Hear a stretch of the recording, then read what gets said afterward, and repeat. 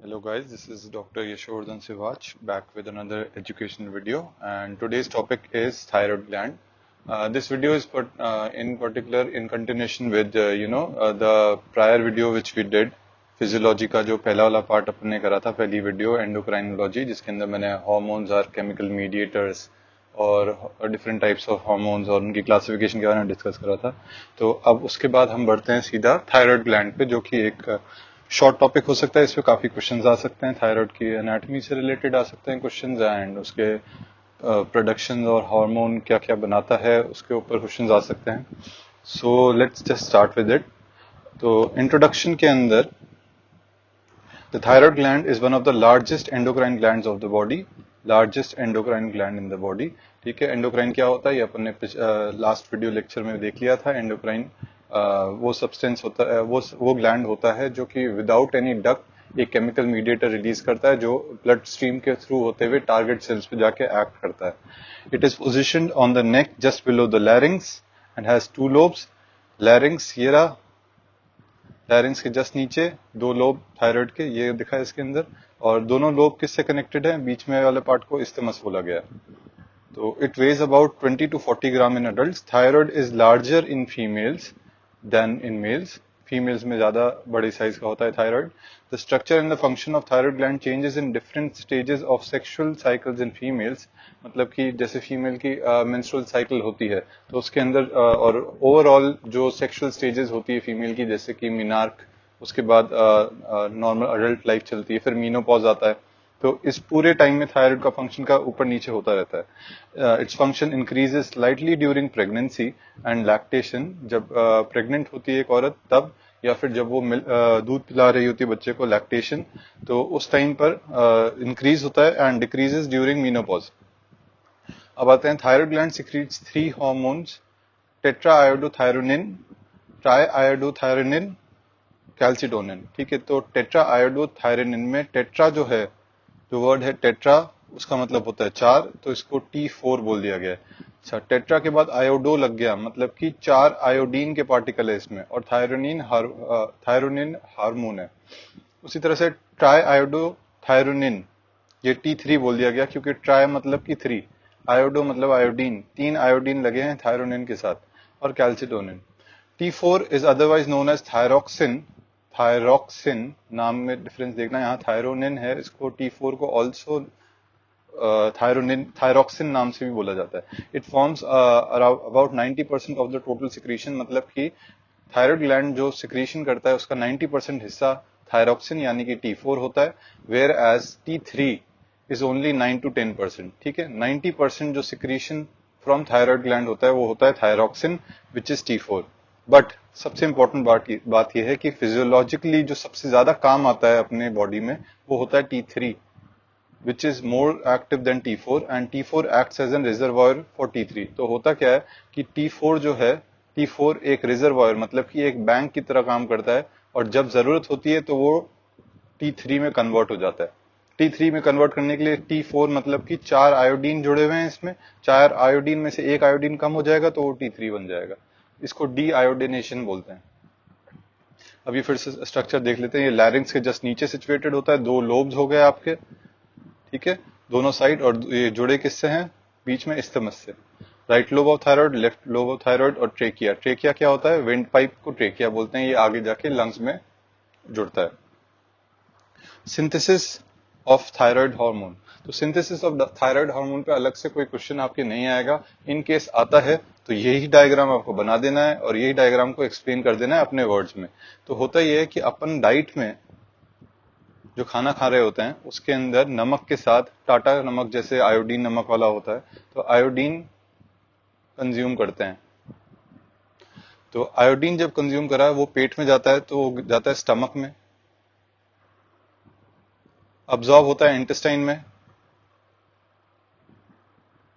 जब वो इंटेस्टाइन में अब्जॉर्ब होता है तो वो ब्लड में जब जाता है उसके आगे, तो वो आयोडाइड फॉर्म में जाता है। आयोडाइड इंटेस्टाइन से अब्जॉर्ब होकर जो ब्लड स्ट्रीम के अंदर एंटर करता है, तो वो आयोडाइड फॉर्म में जाता है। आयोडाइड फॉर्म जो है वो अब ये थायराइड के एक फॉलिकल, थायराइड के एक सेल के अंदर घुस रहा है।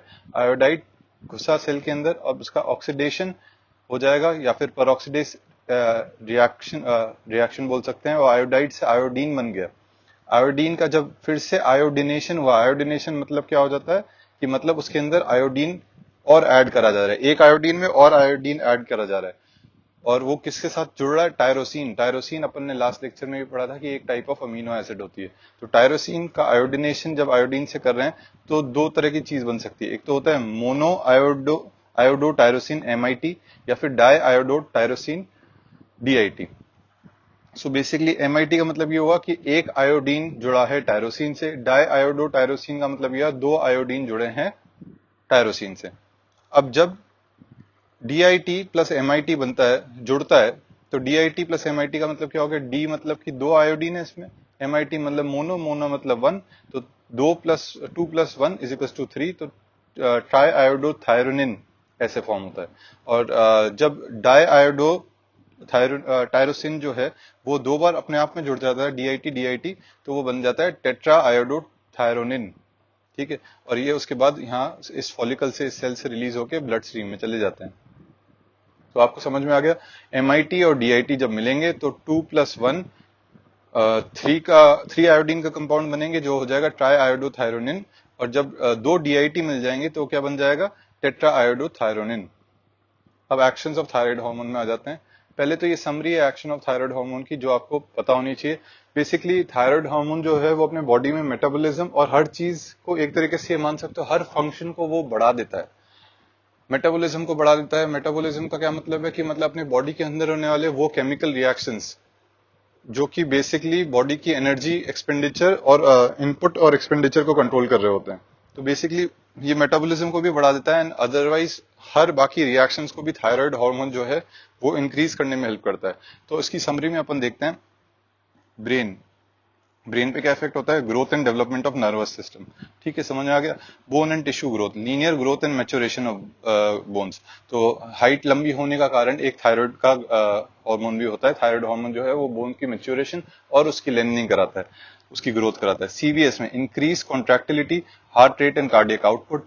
CVS मतलब कि कार्डियोवैस्कुलर सिस्टम, मतलब कि हार्ट में ये कॉन्ट्रैक्टिलिटी बढ़ाता है और हार्ट रेट बढ़ा देता है। गट मतलब कि अपने इंटेस्टाइन के अंदर increase absorption of nutrients and increase motility.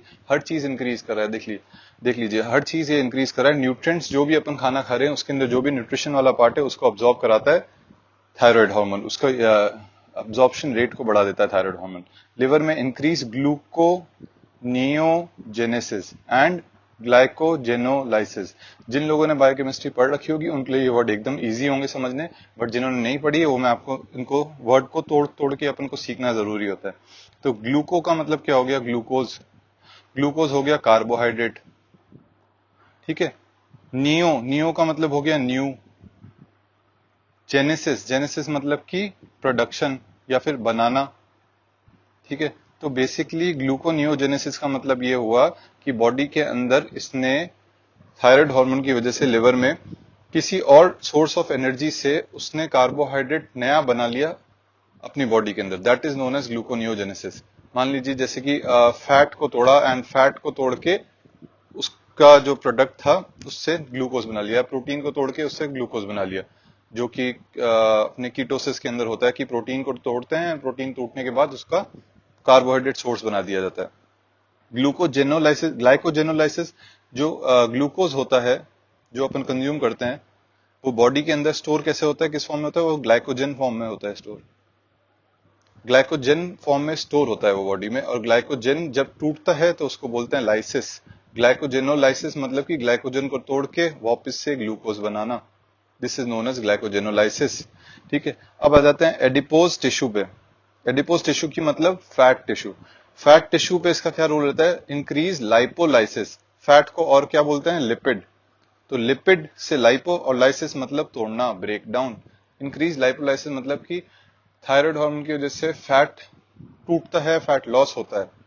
Muscle में increase protein catabolism in skeletal muscle, मतलब कि प्रोटीन का कैटाबॉलिज्म जो है वो इंक्रीज हो जाता है इसके अंदर।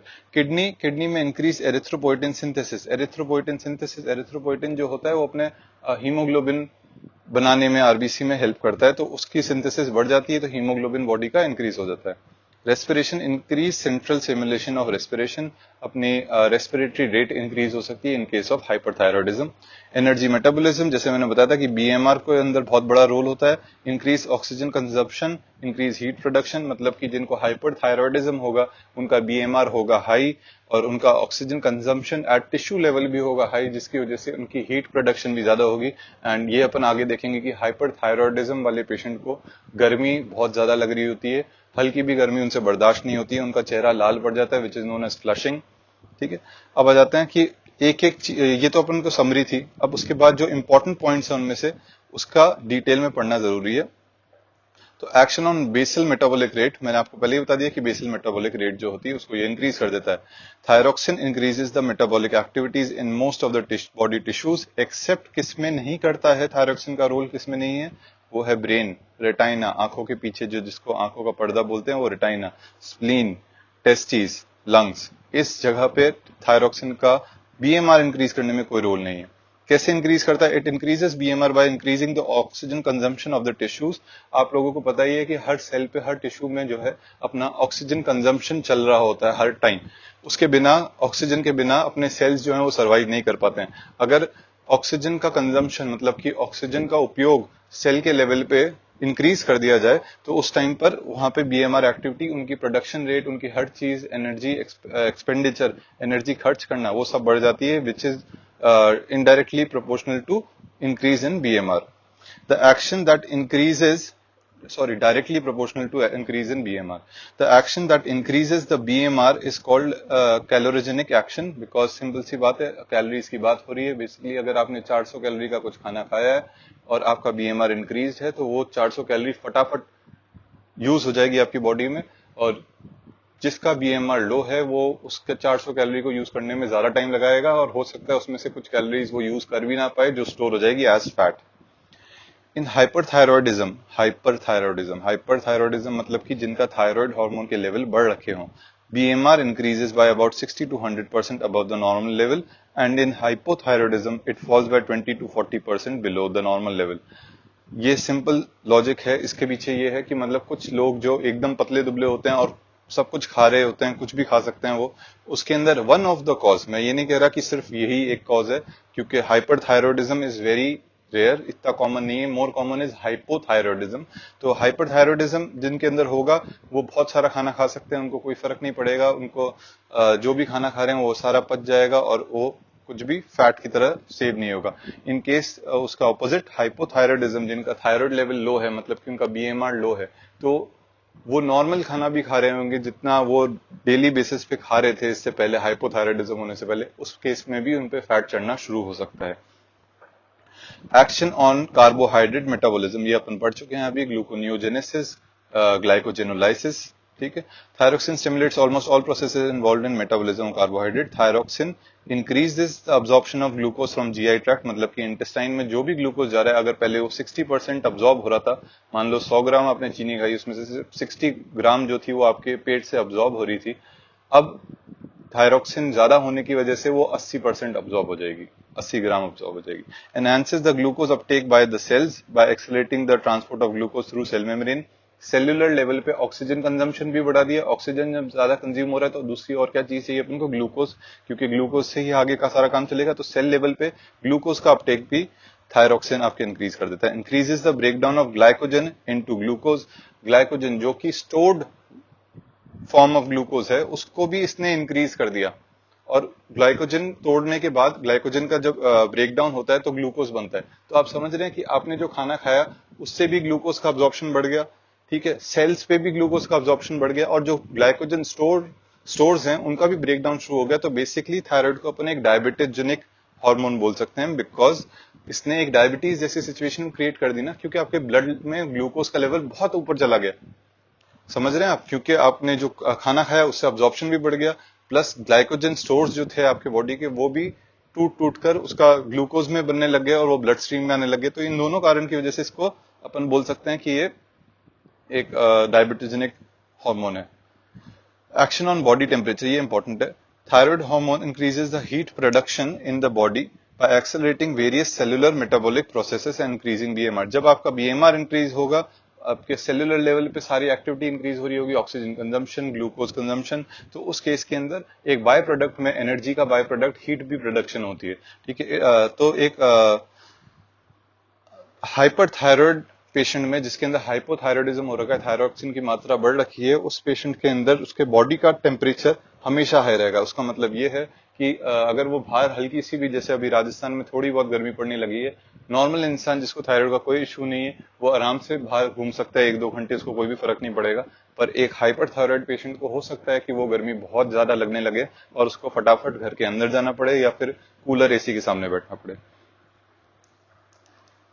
It is called thyroid hormone induced thermogenesis. ठीक है, थर्मोजेनेसिस का मतलब क्या हुआ, जेनेसिस का मतलब वही प्रोडक्शन, थर्मो मतलब की हीट, तो thyroid hormone induced thermogenesis during hyper secretion. Hyper secretion का मतलब क्या हुआ, हाइपर मतलब ज्यादा, सिक्रीशन किसका हो रहा था, हार्मोन का। तो ज्यादा हार्मोन जब सिक्रीट हो रहा होगा थायरॉक्सिन में, the body temperature increases greatly resulting in excess sweating. अपना जब भी टेम्परेचर इंक्रीज होता है तो स्वेटिंग बढ़ जाती है, ये बात अपन को पता है। Action on growth hormone, action on growth.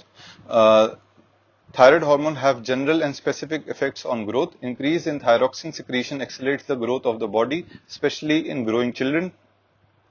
तो जो ग्रोइंग बच्चे होते हैं उनके अंदर थायरोक्सिन का सिक्रीशन जो होता है वो ग्रोथ ऑफ बॉडी कराते हैं। बेसिकली अपना एपिफाइजिस का क्लोजर होना और लिम्स की लेंथनिंग होना, ये सारा थायरोक्सिन के हेल्प से भी होता है। Lack of thyroxine results arrest the growth and therefore hypothyroidism, जिनके अंदर थायराइड की मात्रा कम है, especially in growing age group, जबकि अपना ये टीनेज वाला एज होती है, उस टाइम के अंदर हाइपोथायरॉयडिक है वो बच्चा, तो उसका शॉर्ट हाइट रह सकती है। Thyroxine is more important to promote growth and development of brain during fetal life and first few years of postnatal life. तो बेसिकली अपन ने स्टार्टिंग में भी पढ़ा था कि ग्रोथ, ये थायराइड जो है उसका ब्रेन पे भी बहुत अच्छा इंपॉर्टेंट रोल है। तो ब्रेन का इंपॉर्टेंट रोल सबसे ज्यादा कब पड़ता है, फीटल लाइफ में, मतलब कि जब बच्चा माँ के पेट के अंदर है, वूम के अंदर है, यूट्रस के अंदर है, तब फीटल लाइफ बोली गई है। And first few years of postnatal life. Postnatal life का मतलब ये होता है जब बच्चा जस्ट डिलीवर हुआ है, 28 दिन हो चुके हैं उसको डिलीवरी हुए। Deficiency of thyroid hormones during this period leads to mental retardation. अगर इस पीरियड के टाइम पे थायराइड हार्मोन की डेफिशिएंसी है ड्यू टू एनी रीजन, तो उसके अंदर मेंटल रिटार्डेशन होने के चांसेस बढ़ जाते हैं। अब एक्शन ऑन कार्डियोवास्कुलर सिस्टम, पहले ही अपन को पता है थायराइड के सारा एक्शन जो है वो बेसिकली इंक्रीज करता है, तो सीवीएस भी कोई नई चीज नहीं है। हार्ट रेट वो इंक्रीज कर देगा, कॉन्ट्रैक्शन इंक्रीज कर देगा। तो on heart rate thyroxine acts directly on heart and increases the heart rate बढ़ जाएगी। On force of contraction of the heart, तो ये आप हार्ट देख सकते हैं, इसके अंदर थायरोक्सिन का जब भी आएगा इफेक्ट, तो अगर एक्सेस थायरोक्सिन है तो इसका कॉन्ट्रैक्शन जो अभी हो रहा है नॉर्मल स्पीड से, ये बढ़ने लग जाएगा। Due to its effect on enzymatic activity, thyroxine generally increases the force of contraction of heart. On blood vessels, thyroxine का ब्लड वेसल्स में क्या रोल है, थायरोक्सिन कॉजेज वेजोडाइलेशन, ये बहुत इंपॉर्टेंट है, याद रखना, vasodilation by increasing the metabolic activity. Vasodilation का मतलब क्या है, इस वर्ड को तोड़ के देखते हैं। डायलेट मतलब कि उसका फूलना या चौड़ा होना, डायलेट, जैसे आंख की पुतलियां डायलेट होती हैं, बड़ी हो जाती हैं, उसी तरह से। और वेसो मतलब कि वेसल्स, वेसल कौन सी हो सकती है, आर्टरी और वेन्स। तो वेसो डायलेशन जो है उसका ये एग्जांपल है, इस जिफ में आप देख सकते हैं। आप अगर ध्यान से देखेंगे तो आपको यहाँ पे दिखेगा, एक बार ये देखिए, ये कितनी पतली है अभी वेसल, और अब थोड़ी देर बाद इनमें चेंज देखना। अब देखिए, क्या ये वेसो डायलेशन हो रहा है, वेसल्स फूल रही है, तो इस प्रोसेस को बोला गया vasodilation. On arterial blood pressure, blood pressure पे क्या फर्क पड़ता है, because of increase in heart rate हो गई और फोर्स ऑफ कॉन्ट्रैक्शन भी आपने बढ़ा दिया, तो ऑब्वियस सी बात है कि इंक्रीज इन ब्लड वॉल्यूम होगा, और ब्लड वॉल्यूम एंड क्या बोलते हैं इस and blood flow by the influence of thyroxine, cardiac output increases, cardiac output increase होगी तो increase in the blood pressure, obvious सी बात है, ब्लड प्रेशर भी इंक्रीज हो जाएगा। Action on gastrointestinal tract, generally thyroxine increases the appetite and food intake, मतलब food intake और एपेटाइट दोनों इंक्रीज हो जाती है, भूख भी बहुत ज्यादा लगती है और ज्यादा खाने का भी आपका मन करता है। It also increases secretions and movement of G I tract, GI tract मतलब गैस्ट्रोइंटेस्टाइनल ट्रैक्ट, गैस्ट्रोइंटेस्टाइनल ट्रैक्ट के अंदर उसका जो पेरिस्टालसिस मूवमेंट है, पेरिस्टालसिस मतलब कि जिस मूवमेंट के थ्रू वो खाना स्टमक से लेके पूरे इंटेस्टाइन में घुमा के लास्ट में एनस और रेक्टम से बाहर निकालते हैं, तो वो जो मूवमेंट है उसको भी इंक्रीज कर देता है। तो बेसिकली जिन लोगों के अंदर थायराइड की मात्रा बढ़ी हुई होगी बॉडी में, हाइपर थायराइड वाले पेशेंट होंगे, उनको पूरे time due to excess secretion and movement of the intestine diarrhoea लगा रहेगा। सिक्रीशन जो भी अंदर फ्लूइड्स का हो रहा है उसकी वजह से क्वांटिटी इंक्रीज हो जाती है और एकदम पानी जैसा हो जाएगा, प्लस जो इंक्रीज इन मोटिलिटी है उसकी वजह से डायरिया हो जाएगा। So hyper secretion of thyroxine causes diarrhoea and lack of thyroxine causes constipation. जब थायरोक्सिन है ही नहीं हार्मोन बॉडी में, तो उसका मतलब पेरिस्टालसिस जो हो रही है वो बहुत ही स्लो स्पीड पे हो रही होगी। पेरिस्टालसिस मतलब कि movement of food in the intestine वो बड़ा स्लो स्पीड पे हो रहेगा और वो that can lead to constipation. अब रेगुलेशन ऑफ थायराइड हार्मोन बहुत सिंपल है, आपको बस ये समझना है कि इसमें नेगेटिव फीडबैक क्या चीज होती है और कौन सा किस लेवल पे काम हो रहा है। तो अपने ब्रेन के अंदर हाइपोथैलेमस होता है और पिट्यूटरी होती है। हाइपोथैलेमस कंट्रोल करता है, हाइपोथैलेमस जो है वो कंट्रोल कर रहा है एंटीरियर पिट्यूटरी को। एंटीरियर पिट्यूटरी किसको कंट्रोल कर रही है? थायराइड ग्लैंड को। तो ये 3 लेवल समझ में आ गया, लेवल 1, लेवल 2 और लेवल 3। अपन लेवल 3 की बात कर रहे हैं कि यहाँ पे थायराइड हार्मोन T3 और T4 बनेगा। अब इन T3 और T4 बनने के लिए कैसे स्टार्ट होता है काम? वो होता है हाइपोथैलेमस से। हाइपोथैलेमस जो है वो थायरोट्रोपिन रिलीजिंग हार्मोन या फिर TRH रिलीज करता है, थायरोट्रोपिन रिलीजिंग हार्मोन, ठीक है। उसके बाद एंटीरियर पिट्यूटरी में जब TRH जाता है, ये यहाँ पे TRH आ गया, ये पॉजिटिव है, अभी तक पॉजिटिव फीडबैक है, ठीक है। एंटीरियर पिट्यूटरी क्या करता है? एंटीरियर पिट्यूटरी जाके TSH रिलीज करता है। TSH किसको बोला गया? Thyroid stimulating hormone. सिंपल सी बात है, थायराइड ग्लैंड स्टिमुलेट मतलब कि उत्तेजित करना, हार्मोन तो उत्तेजित नहीं, स्टिमुलेट करना, थायराइड स्टिमुलेटिंग हार्मोन। और ये जाकर थायराइड में एक्ट करता है। थायराइड में जब एक्ट करेगा तो T3 और T4 रिलीज हो जाएगा। अब अपनी बॉडी को कैसे पता चलेगा कि बस अब T3 T4 की मात्रा पूरी हो गई है? जैसे ही एक लेवल T3 T4 का बन जाता है तो ये ऑटोमेटिक सिस्टम है कि वो जाकर जब एक पर्टिकुलर लेवल से, जो कि नॉर्मल लेवल है बॉडी का, उससे ऊपर जाता है तो एंटीरियर पिट्यूटरी पे जाके वो नेगेटिव फीडबैक देता है। मतलब कि T3 T4 जाके एंटीरियर पिट्यूटरी को बोलता है कि बस अब और TSH की हमें जरूरत नहीं है, TSH अब बंद कर दिया जाए। और वो खाली पिट्यूटरी पे नहीं जाता, वो उससे ऊपर हाइपोथैलेमस में भी जाके बता देता है कि हाइपोथैलेमस अब हमें और T3 T4 की जरूरत नहीं है, प्लीज TRH बनाना बंद कर दीजिए, ठीक है। स्टिमुलेशन और इनहिबिशन, तो इसके अंदर एक दो पॉइंट आप याद कर लीजिए। लो BMR जब होगा या फिर इन्वायरमेंटल कोल्ड टेम्परेचर होगा, बाहर का टेम्परेचर कोल्ड है अगर, ठीक है, तो उस केस के अंदर स्टिमुलेट करेगा बाहर का टेम्परेचर अगर कोल्ड है।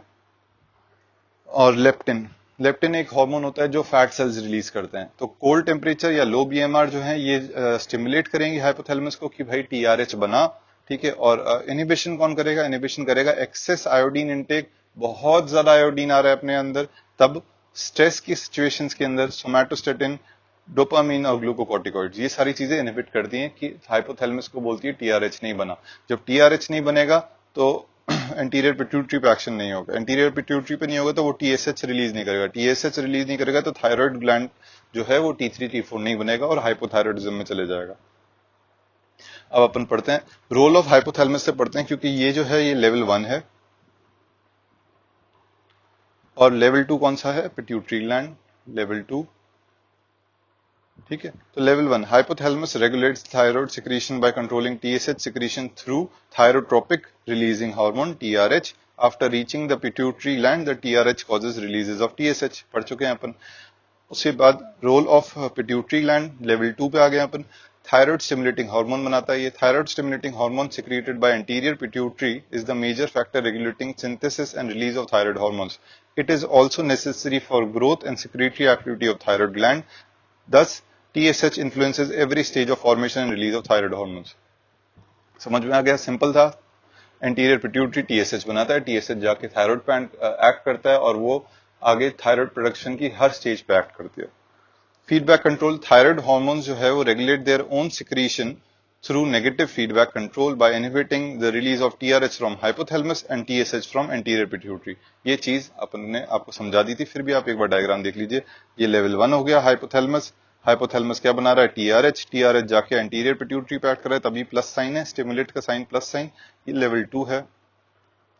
और लेवल 2 से एंटीरियर पिट्यूटरी टीएसएच रिलीज कर रही है, टीएसएच से थायराइड ग्लैंड आता है, थायराइड ग्लैंड जो है वो लेवल 3 हो गया, और T3 T4 जो रिलीज हुआ है वो टारगेट टिश्यूज पे जाके अपना एक्शन करेंगे। सॉरी। फिर T3 जो है, T3 T4 जो है अपने वो नेगेटिव फीडबैक कंट्रोल में आकर एंटीरियर पिट्यूटरी को इनहिबिट कर देंगे, नेगेटिव साइन, और हाइपोथैलेमस को भी इनहिबिट कर देंगे, नेगेटिव साइन। तो ये रेगुलेशन हो गया। ये देखिए इस वाले डायग्राम में भी देख लीजिए, हाइपोथैलेमस जो कि ऊपर सिचुएटेड है वो जाता है एंटीरियर पिट्यूटरी में, आगे की तरफ वाली में, टीआरएच रिलीज करवाता है, टीआरएच से एंटीरियर पिट्यूटरी में क्या होता है, टीएसएच रिलीज होता है, टीएसएच जब रिलीज हुआ तो ये आया थायराइड पे एक्ट करा और थायराइड को स्टिमुलेट कर दिया, प्लस साइन। थायराइड में जब T3 T4 बहुत बन गया तो वो जाकर पिट्यूटरी और हाइपोथैलेमस पे एक्ट करके उनको नेगेटिव साइन मतलब कि इनहिबिट कर देता है। ठीक है, क्लियर हो गया। अब अपन आ जाते हैं डिसऑर्डर्स ऑफ द थायराइड पे। डिसऑर्डर्स ऑफ द थायराइड में अपन क्या क्या पढ़ेंगे, हाइपरथायरॉयडिज्म और हाइपोथायरॉयडिज्म। उसके बाद थर्ड टॉपिक पढ़ेंगे गॉइटर। तो hyperthyroidism is increased secretion of thyroid hormone is called as hyperthyroidism. Hyperthyroidism के कॉज क्या हो सकते हैं, बहुत सारे कॉज हो सकते हैं, पर दो मेन कॉज पढ़ना है अपन, ग्रेव्स डिजीज और थायराइड एडेनोमा। ग्रेव्स डिजीज क्या होता है, Graves disease is an auto immune disease and it is the most common cause of hyperthyroidism. ठीक है, most common cause of hyperthyroidism पूछें अगर तो उसका आंसर हो जाएगा Graves disease, right. Auto immune से क्या मतलब है, इम्यून सिस्टम अगर आप लोगों ने पढ़ा है तो आसानी होती, अगर नहीं पढ़ा है तो मैं अभी आपको शॉर्ट में समझाता हूं। अपने बॉडी में एंटीजन होता है और एंटीबॉडी होती है, एंटीजन और एंटीबॉडी होती है।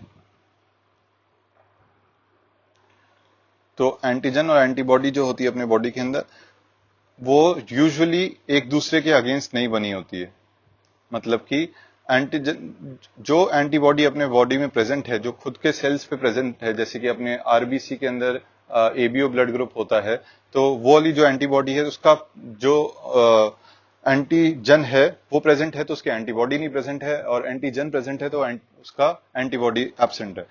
पर in case auto immune system disease के अंदर ये चीज होती है कि आपके जो बॉडी का सेल्फ एंटीजन है उसके अगेंस्ट एंटीबॉडी बननी शुरू हो जाती है, मतलब कि बॉडी के ऑर्गन के अंदर जो एंटीजन प्रेजेंट है, जो नॉर्मली भी प्रेजेंट होता है, उसके अगेंस्ट एंटीबॉडी डेवलप होनी शुरू हो जाती है। तो ऑटो मतलब कि सेल्फ, खुद की बॉडी पे इम्यून रिएक्शन हो जाना, एंटीजन एंटीबॉडी रिएक्शन हो जाना, उसको बोला गया है हाइपरथायरॉयडिज्म। ग्रेव्स डिजीज के अंदर क्या ऑटो एंटीबॉडी बनती है, उसको बोलते हैं TSH stimulating antibody, long acting thyroid TSH stimulating antibody, तो लैट्स बोला जाता है। तो वो ऑटो एंटीबॉडी जो है वो जाकर थायराइड पे TSH की बाइंडिंग साइट्स पे जाके एक्ट करती है, वहां पे चिपक जाती है। तो TSH के लेवल्स भले ही लो हो, पर TSH की जब साइट्स पे, जैसे ये TSH का रिसेप्टर है, दिस इज TSH का रिसेप्टर, ये TSH है। TSH क्या होता है, थायराइड स्टिमुलेटिंग हार्मोन, और ये है अपनी ऑटो एंटीबॉडी। इसको थोड़ा सा डिफरेंस बना देता हूं, ये अपना नॉर्मल TSH है और ये ऑटो एंटीबॉडी है LATS, long acting thyroid stimulating body antibody. ठीक है, तो अब TSH रिसेप्टर पे ये जाके अटैच हो जाए, और ये ऐसे अटैच हुए कि इसके बाद TSH का रोल ही नहीं बने। जब लैट्स जो है वो इधर आके अटैच हो गई, और ये सिमिलर किसके, TSH के, मतलब एक्शन इसका TSH जैसा ही है, तो अब क्या होगा, TSH रिसेप्टर मतलब कि जो थायराइड पे है वो कंटिन्यूसली एक्टिवेटेड रहेगा, और उसका मतलब पूरे टाइम पॉजिटिव रहने का मतलब T3 और T4 बनाता रहेगा। तो ये चीज हो रही है, ये आके यहाँ पे अटैच हो गई। ये ग्रेव्स डिजीज में ये सीन होता है। ये शॉर्ट में समझाने की कोशिश करिए, अच्छे से तब समझा पाएंगे जब इम्यूनोलॉजी पढ़ेंगे। माइक्रोबायो का पार्ट है इम्यूनोलॉजी, जो DMLT और DOT दोनों के कोर्स में है। DMLT में सेकंड ईयर में है, DOT में फर्स्ट ईयर में, तो उसके ऊपर भी मेरी एक वीडियो आने वाली है। And it is the most common cause of hyperthyroidism. Auto antibodies produced act like TSH and therefore increase the production of thyroid hormones. मैंने अभी बताया था। अच्छा, ग्रेव्स डिजीज के अंदर ये पर्टिकुलर चीज होती है कि एक्स ऑप्थेल्मोस हो जाता है। एक्स ऑप्थेल्मोस का मतलब होता है, ऑप्थेल से मतलब है आईज, ठीक है, और एक्स मतलब कि बाहर की तरफ आ जाना। इनोप्थोल्मोस होता है कि मतलब आईज जो है वो अंदर की तरफ श्रंक हो जानी। इसके अंदर ये आदमी ऐसा लग रहा है, औरत ऐसी लग रही है जैसे कि उसकी आंखें बाहर आ रही हैं। तो ये एक पर्टिकुलर फीचर होता है ग्रेव्स डिजीज का। ठीक है, और खाली एक्सेप्थोल्मोस जो है वो खाली ग्रेव्स डिजीज में नहीं मिलती है, पर ग्रेव्स डिजीज के अंदर एक्सेप्थोल्मोस मिलता है। तो जब ट्रीटमेंट हो जाता है तो ट्रीटमेंट के बाद इसकी आईज नॉर्मल हो गई। अब thyroid adenoma is also one of the reasons for hyperthyroidism. ठीक है, एडिनोमा से मतलब हो जाता है कि tumour tissue in the sense, एक सिंपल भाषा में बोले तो मे बी कैंसर। ठीक है, एडिनोमा उसको बोला गया। एडिनोमा मतलब कि ग्लैंड जब भी होता है तो एडिनोमा मतलब एडिनो आ जाता है। ठीक है, जैसे एडिनो कार्सिनोमा हो गया, कुछ भी हो गया, जो एडिनो वर्ड आता है, एडिनो मतलब कि ग्लैंड से रिलेटेड है। ठीक है, एडिनोमा मतलब कि उसका ट्यूमर हो गया। Sometimes a localise tumour, localise से मतलब कि ये अपना थायराइड ग्लैंड है और इसमें इस जगह वो फिक्स है, लोकलाइज है। ऐसा नहीं है कि पूरा अपना थायराइड ग्लैंड कैंसर से या ट्यूमर से भरा हुआ है, सिर्फ एक जगह यहाँ पे लोकलाइज्ड है। Localized tumor develops in the thyroid tissue. It is known as thyroid adenoma and it secretes large quantities of thyroid hormone. It is not associated with autoimmunity. इसके अंदर अपन ने कोई लैट्स या फिर ऑटो एंटीबॉडी की बात नहीं करी है। अब general signs and symptoms of hyperthyroidism पे आ जाते हैं। General signs and symptoms of hyperthyroidism क्या है? Intolerance to heat as the body produces a lot of heat due to increase basal metabolic rate caused by excess thyroxine. समझ में आ गया? Increase sweating due to vasodilation, vasodilation हो रखा है, body temperature बढ़ रखा है तो स्वेटिंग बढ़ जाएगी। Decrease body weight due to fat mobilisation, lipolysis हो जाती है एक्सेस थायरोक्सिन की वजह से। इसकी वजह से बॉडी वेट, जब फैट नहीं रहेगा तो बॉडी वेट डिक्रीज होगा। डायरिया होता रहेगा बार बार due to increase motility of G I tract. Muscular weakness because of excess protein catabolism, catabolism मतलब होता है कि ब्रेक डाउन। ठीक है, nervousness, extreme fatigue, inability to sleep, mild tremor in the hands and psychoneurotic symptoms such as hyper excitability, extreme anxiety और worry. तो thyroxine की मात्रा जो बॉडी में बढ़ जाती है तो नर्वसनेस रह सकती है, थकान फील हो सकती है, हाइपर एक्साइटेबिलिटी हो सकती है, या फिर टेंशन और वरी एंजाइटी बढ़ जाती है। All these symptoms are due to excess stimulation of neurons in the central nervous system. Toxic goiter, toxic goitre, इस चीज को टॉक्सिक गोइटर बोला गया। ठीक है, इसके आगे अपना एक्सोप्थोल्मोस अपन ने देख लिया था। पॉलीसाइथीमिया मतलब कि ब्लड काउंट्स बढ़ जाना, डब्ल्यूबीसी आरबीसी सब कुछ। टेकिकार्डिया मतलब कि हार्ट रेट बढ़ जाना। एट्रियल फिब्रिलेशन वापस से एट्रियम का फिब्रिलेट करना, मतलब एट्रियम की जो रेट है वो मिसमैच होकर काफी इंक्रीज हो चुकी है। ओलिगोमेनोरिया और एमनोनोरिया मतलब कि मेंस्ट्रुअल साइकिल जो है उसका अपना कोई एरर होना, कि मतलब या तो बहुत डिले होकर आनी, या फिर बिल्कुल कम क्वांटिटी में आना, या फिर आना ही नहीं। एमेनोरिया मतलब कि आना ही नहीं। ओलिगोमेनोरिया मतलब कि बहुत बहुत दिनों बाद आना, जैसे 40 दिन के बाद एक साइकिल आ रही है तो उसको ओलिगोमेनोरिया बोल दिया गया। अब आ जाते हैं अपन हाइपोथायरॉयडिज्म पे। हाइपो मतलब कि कम होना, थायरॉयडिज्म मतलब कि थायराइड हार्मोन कम होना। Decrease secretion of thyroid hormone is known as hypothyroidism. Hypothyroidism leads to myxoedema in adults, और बच्चों में क्रेटिनिज्म। जनरल फीचर्स क्या होते हैं हाइपोथायरॉयडिज्म के? एनीमिया, ठीक है, उसमें पॉलीसाइथीमिया था जिसमें डब्ल्यूबीसी आरबीसी सब कुछ इंक्रीज हो गया, पर जब हाइपोथायरॉयडिज्म होता है तो एनीमिया हो जाता है। फेटीग उसमें भी था, इसमें भी मस्कुलर स्लगिशनेस मतलब कि हाथ धीरे धीरे हिलते हैं, मसल्स धीरे काम करती हैं। Extreme somnolence with sleeping up to 14 to 16 hours per day. उसके अंदर तो टेंशन हो रही होती है, हाइपरथायरॉयडिज्म में तो टेंशन हो रही होती है, एंजाइटी रहती है, एक्साइटेबिलिटी रहती है, और इस वजह से इंसान सो भी नहीं पाता है। बट हाइपोथायरॉयडिज्म में सोमनोलेसेंस मतलब कि सुबह के टाइम नींद आना, किसी भी अजीब टाइम पे नींद आना, और स्लीपिंग अप टू 14 to 16, 24 घंटे में से 14 से 16 घंटे सोता है इंसान, जिसको हाइपोथायरॉयडिज्म होता है। मेनोरेजिया और पॉलीमेनोरिया मतलब कि painful menstrual cycle, menstruation, painful menstruation, या फिर काफी क्वांटिटी में मेंस्ट्रुएशन होना। Decrease cardiovascular function such as reduction in heart rate जो है वो नॉर्मल से लो चली जाती है, 45 बीट्स पर मिनट, और ऐसी रेट पे चली जाती है 40 beats per minute. Force of contraction of the heart जो है वो भी कमजोर हो जाता है। कार्डियक आउटपुट और ब्लड वॉल्यूम जब कम हो जाएगी तो ऑब्वियस सी बात है ब्लड प्रेशर भी लो रहेगा।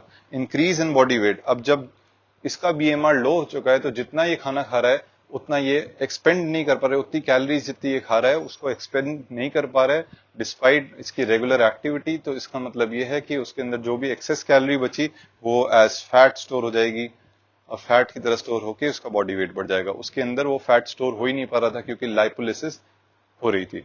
कॉन्स्टिपेशन अपन ने देखा था कि डायरिया जो है वो किसका फीचर होता है, हाइपरथायरॉयडिज्म का। हाइपोथायरॉयडिज्म में कॉन्स्टिपेशन। मेंटल स्लगिशनेस मतलब कि बातें धीरे धीरे समझ में आना, एकदम क्लियर दिमाग नहीं होना, कुछ चीज में मन नहीं लगना, उसको मेंटल स्लगिशनेस बोल दिया। डिप्रेस्ड, हेयर ग्रोथ हो जाएगी, scaliness of skin, frog like husky voice, cold intolerance.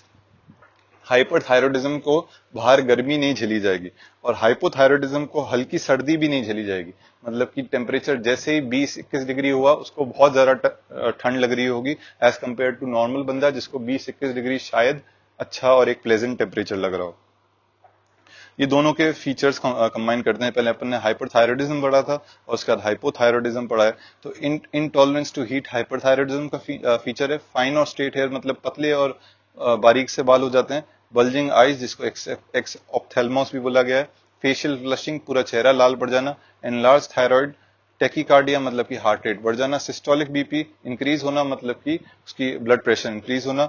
उसके बाद वेट लॉस हो जाना, मसल वेस्टिंग, ये सारी चीजें अपन पढ़ चुके हैं। हाइपोथायरॉयडिज्म के अंदर क्या आ जाएगा, टायर्डनेस, थका हुआ फील करेंगे, पफी आईज, ठीक है, पूरा चेहरा जो है वो सूज चुका होगा, इसमें आंखें बाहर नहीं निकली, पफी फेस और पफी आईज होती है। फॉरगेटफुलनेस और स्लोअर थिंकिंग, इरिटेबल रहेगा, डिप्रेशन रहेगा, इनएबिलिटी टू कंसंट्रेट जिसको मेंटल स्लगिशनेस बोला गया था। थिनिंग ऑफ हेयर और हेयर लॉस, इसमें भी लॉस ऑफ बॉडी हेयर है। ड्राई पैची स्किन हो जाएगा, वेट गेन हो जाएगा, कोल्ड इंटॉलरेंस रहेगी, एलिवेटेड कोलेस्ट्रॉल रहेगा, ठीक है। फिर स्वेलिंग दिख सकती है गॉइटर में, एक होर्स हस्की वॉइस हो सकती है, परसिस्टेंट ड्राई सोर्स थ्रोट रह सकता है, डिफिकल्टी इन swallowing हो सकती है, स्लोअर हार्ट बीट हो सकती है, मेंस्ट्रुअल इरेगुलरिटी या फिर हैवी पीरियड हो सकता है, इनफर्टिलिटी हो सकती है, कॉन्स्टिपेशन, मसल वीकनेस, क्रैम्प्स, ठीक है। अब आ जाते हैं अपन गॉइटर पे। Goitre means enlargement of thyroid gland, ठीक है। सिर्फ थायराइड ग्लैंड जब का जिसका एनलार्जमेंट हो जाता है ड्यू टू एनी रीजन, उसको अपन गॉइटर बोल सकते हैं। It occurs in both in hypothyroidism और hyperthyroidism. Goitre in hyperthyroidism is known as toxic goitre, और टॉक्सिक गोइटर जो अपन ने एक्सप्लेन कर दिया था, फिर से डायग्राम बना देता हूं मैं। जैसे ये थायराइड हो गया, यहाँ पे एक इतना हिस्सा है, उसमें एडिनोमा हो गया, इसको टॉक्सिक गोइटर बोल दिया गया। Toxic goitre is the enlargement of thyroid gland with increase secretion of thyroid hormones caused by thyroid tumour. ये ट्यूमर था, उसने एनलार्ज कर दिया, पूरे इस हिस्से को एनलार्ज करता गया, ठीक है। Goitre in hypothyroidism is known as non toxic goitre. Non toxic goitre is the enlargement of thyroid gland without increase in hormone secretion. जब हार्मोन के लेवल सेम ही है, T3 T4 ज्यादा इंक्रीज नहीं हुए, तो उसके इसके अंदर वो नॉन टॉक्सिक हो जाएगा। टॉक्सिक इसलिए बोला गया क्योंकि T3 और T4 जब इंक्रीज हो जाएंगे तो वो अपने हार्ट रेट इंक्रीज कर देंगे, पूरे बॉडी के अंदर चेंज ला देंगे, तो इसलिए उसको टॉक्सिक बोला गया है। जब T3 T4 सेम लेवल पे रहते हैं, नॉर्मल लेवल पे रहते हैं, इंक्रीज नहीं होते हैं, तो उसको नॉन टॉक्सिक गोइटर बोला गया है। It is also called as hypothyroid goitre.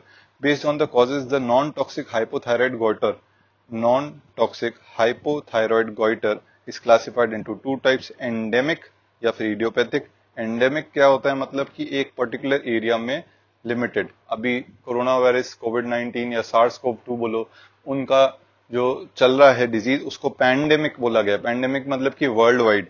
Endemic मतलब कि जैसे मान लो कि इंडिया के अंदर हिली एरिया में, जहां पे मान लो जैसे कि हिमाचल हो गया फॉर एग्जाम्पल, ठीक है, उस एरिया में लोग मान लेते हैं, एग्जांपल दिया है मैंने, कि उस एरिया के अंदर सॉल्ट की मात्रा इतनी कंज्यूम नहीं हो पा रही है, इस वजह से आयोडीन की कमी रहती है, या फिर किसी वजह से उधर उन लोगों, वहां के एरिया के लोगों को आयोडीन नहीं मिल पा रहा है। तो जब आयोडीन नहीं मिल पाएगा तो गॉइटर जो है वो डेवलप हो सकता है, बिकॉज आपका थायराइड ग्लैंड जो है वो कोशिश करेगा कि जितना लिमिटेड आयोडीन मिल रहा है उससे वो थायराइड हार्मोन बनाए। और T3 T4 लेवल जब लो रहते रहेंगे पूरे टाइम, तो नेगेटिव फीडबैक नहीं हो पाएगा, और अपना इंटीरियर पिट्यूटरी जो है वो TSH रिलीज करता रहेगा। TSH रिलीज करेगा तो वो थायराइड ग्लैंड का साइज इंक्रीज करता रहेगा।